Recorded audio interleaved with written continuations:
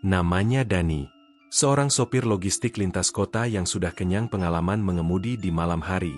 Ia tidak percaya pada cerita-cerita mistis atau tahayul. Tapi apa yang dialaminya pada malam itu adalah sesuatu yang bahkan hingga kini ia enggan ceritakan kepada siapapun. Karena kalau kamu tahu, dan kalau kamu melewati jalur yang sama, mungkin kamu juga tidak akan bisa pulang. Perjalanan itu bermula saat Dani mendapatkan muatan mendadak dari Surabaya ke Jakarta. Perusahaan mendesak barang harus sampai pagi-pagi sekali, dan waktu mepet. Malam itu sekitar pukul 22, Dani memutuskan untuk mengambil jalur tol Trans Jawa. Namun karena salah satu ruas sedang ada perbaikan, GPS-nya menyarankan jalur alternatif, jalur tol yang katanya baru dibuka, tol Surabaya, Pamekaran, Ciketing. Dani bingung. Ia belum pernah dengar nama tol itu, apalagi peta jalurnya pun tidak muncul secara lengkap. Hanya titik masuk dan titik keluar. Tapi karena merasa yakin, dan sopir di depannya pun terlihat masuk ke jalur itu, ia mengikutinya. Awalnya semuanya biasa saja. Jalur tol terlihat sangat baru. Aspalnya mulus, marka jalan terang. Tapi entah mengapa, tidak ada lampu jalan. Gelap total, hanya sorot lampu mobil yang menyala.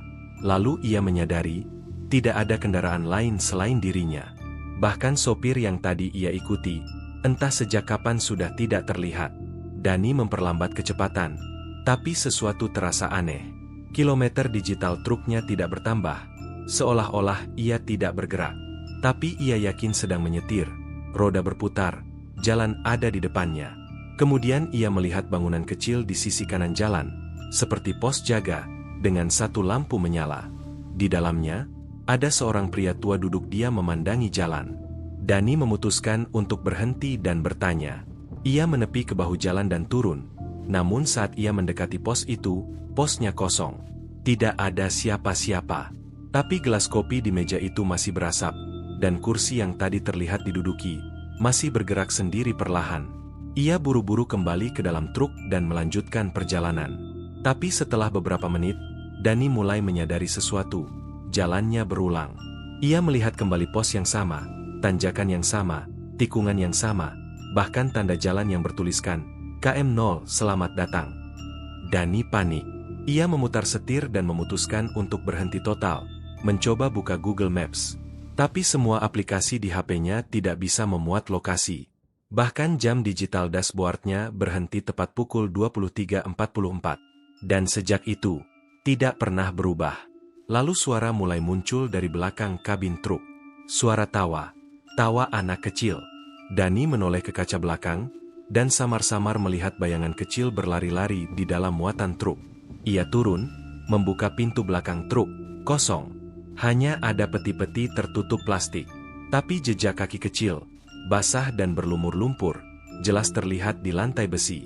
Dani mencoba menghubungi rekan kerjanya lewat HT. Tapi suara yang terdengar dari HT-nya hanyalah suara perempuan bernyanyi dengan nada Jawa kuno. Suaranya lirih, tapi semakin lama semakin keras, semakin dalam, sampai HT itu meledak berasap sendiri. Lalu Dani menyadari, ia tidak sendiri. Di kaca spion, terlihat seorang perempuan berdiri di tengah jalan, berpakaian putih, rambut panjang menutupi wajah. Diam, tak bergerak. Dani berteriak, menutup kaca, menunduk. Dan saat ia menengadah kembali, wajah itu sudah tepat di kaca depan, menatapnya dari luar dengan sorot mata putih kosong. Tak ada hidung, tak ada mulut. Dani pingsan. Ia terbangun dengan bunyi klakson yang keras. Seorang polisi tol membangunkannya. Ia ternyata ditemukan oleh patroli tol di KM 112, tapi truknya parkir menghadap berlawanan arah dengan alur jalan. Saat dicek, tidak ada jalur tol seperti yang ia deskripsikan. Bahkan nomor plat belakang truknya sudah berubah menjadi huruf dan angka Jawa kuno. Dani shock, hingga sekarang trauma menyetir malam. Ia mengaku pernah masuk ke jalur yang tak ada di peta, tempat waktu tidak berjalan, tempat suara anak-anak dan nyanyian kuno memenuhi udara, dan yang terparah, ia bukan satu-satunya yang pernah ke sana. Di kantor polisi tol, ada arsip kasus serupa. Beberapa sopir pernah dilaporkan hilang, lalu kembali dalam kondisi linglung. Semua dari mereka mengatakan satu hal yang sama. Tolong, jangan ambil jalur itu. Jangan ikuti GPS malam-malam. Kalau kau lihat pos kecil dengan lampu kuning, jangan berhenti.